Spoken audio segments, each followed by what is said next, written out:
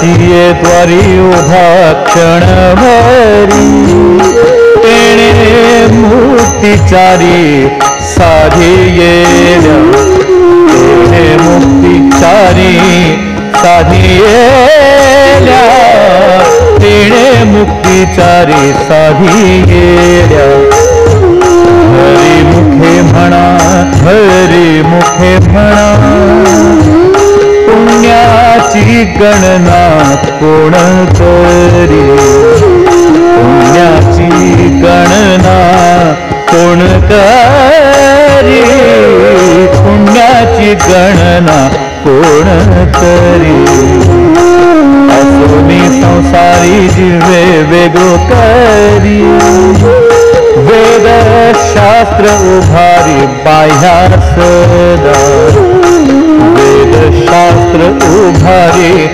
बाह्या सदा वेद शास्त्र उभारी बाह्या सदा ज्ञानदेव म्हणे व्यासाची आखूण ज्ञानदेव म्हणे व्यासाची आखूण ज्ञानदेव म्हणे व्यासाची आखूण द्वारकेचा राणा पांडवा घरी द्वारकेचा राणा पांडवा घरी द्वारकेचा राणा पांडवा घरी हरी मुखे भरा हरी मुखे भरा हरी मुखे भरा हरी मुखे भरा हरी मुखे भरा हरी मुखे भरा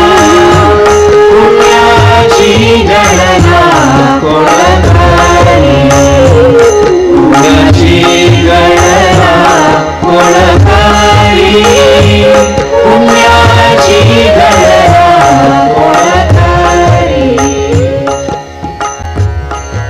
श्री रामकृष्ण हरी.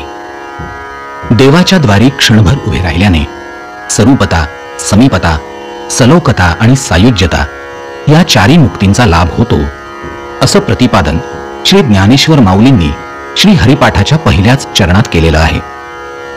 याचा सरळ अर्थ या चारी मुक्ती केवळ एक क्षण देवाच्या दारी उभं राहिलं असता मिळतात असा न घेता संपूर्ण शरणागतीनं एकतत्व होऊन भगवंताच्या चरणाशी लीन झालेला एक क्षण असा घेतला पाहिजे, असा या पहिल्या चरणाचा अर्थ आहे. पुढे श्री ज्ञानेश्वर महाराजांनी ध्रुवपदात हरिमुखे म्हणा हरिमुखे म्हणा असं द्विरुक्तीनं सांगण्यात हरीचं नामस्मरण याचं महत्व अधोरेखित केलं आहे. अगदी एक क्षण सुद्धा संपूर्ण शरणागतीने हरिनाम उच्चारण केल्यास चारी मुक्तीचाही लाभ होतो. तसंच या पद्धतीने नामस्मरण करताना गाठी येणारं पुण्य अमूप अमोज अपरिमित असतं की त्याची मोजदातही करता येत नाही.